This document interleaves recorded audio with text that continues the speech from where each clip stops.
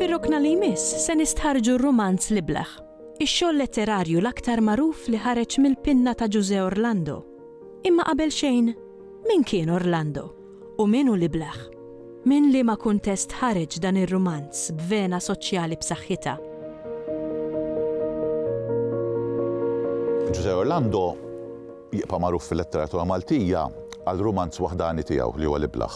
Kien jikteb ukoll poeżiji, speċjalment poeżiji satiriċi, poeżiji politiċi, minħabba li Orlando kien fl-aħħar mill-aħħar politiku. Kien wieħed mill-membri storiċi tal-Partit Laburista fil-bidu tiegħu fl-20ijiet u jibqa' magħruf ukoll għaliex fl-1932 kien ittella l-qorti, kien ittella ġuri ma' oħrajn fil-famuż ġuri tas sedizzjoni fejn kien akkużat li kellu materjal sedizzjuż, jiġifieri materjal li kien imur kontra is-setat tal-ġurnata li kienu il-gvern Ingliż u l-kleru, allura kien akkużat li kellu materjal li kellu kontenut soċjalista.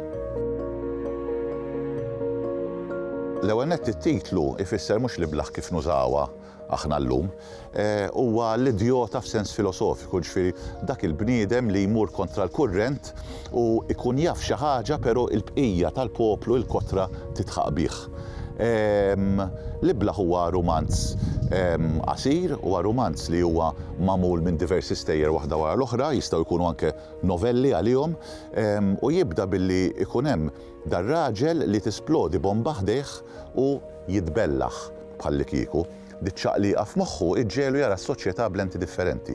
Jibda jara s-soċjetà b'mod fejn jibda jara d-difetti tagħha, il-problemi, l-inġustizzji u x'nafin, imma bil-mod il-mod jibda ma jinftehimx mill-kotra u jispiċċa sa tmiem ir-romanz waħdu u mhux mifhum. U hemmhekk verament isir Liblaħ.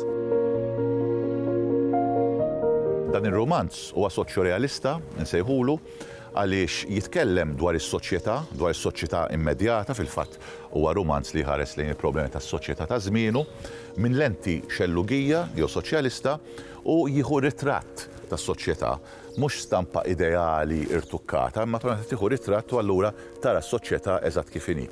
U fiha soċjorealisti bħalma jagħmlu f'romanzi u xogħlijiet oħrajn jiddiskutu il-mod kif is-soċjetà taħdem, kif il-kbir ikasbar liż-żgħir, kif il-faqar u l-injoranza jistgħu jinelbu u xi kultant ikun hemm anki proposta ta' soluzzjonijiet għar riforma tas-soċjetà.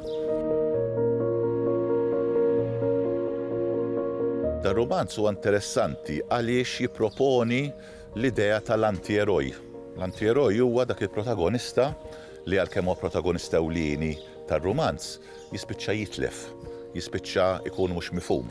U dan huwa anki preludju għall-eroj tipiku tar-romanz modernista. Ġifieri ġa fit-tletinijiet nibdew naraw li f'daqqa waħda l-eroj mhuwiex Tony Bajjada pereżempju li jsalva lil Malta mit-tedida tat-torok, iżda huwa bniedem li jkellem lill-poplu imma l-poplu ma jifhmux u da jispiċċa waħdu u tellif.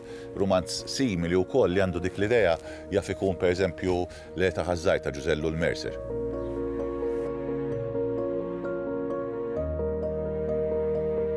Ovvjament ktieb bħal Orlando, ktieb bħal L-Eta ħażżajr kienu influwenzaw ħafna anki lill-modernisti, ġifieri l-antieroj b'xi mod jew ieħor ġej minn hemm. Bin xiex kienu influenzati realisti. Realisti ma nafux x'inhuma l-influenzi diretti, ġifieri realiżmu huwa naħseb jiena reazzjoni għar-romanz storico-romantiku. Ġifieri kien hemm bżonn romanz li jitkellem dwar l-attwalità, mhux dwar l-istorja idealizzata. U dawn huma nies li kienu jaqraw il-kittieba magħrufin, speċjalment Ewropej, nsemmu pereżempju l-Emile Zola, il-kittieba Russi, u anke kienu jaqraw ir-realisti Taljani, fosthom Giovanni Verga u Capuana. Capuana kienu wkoll żar Malta.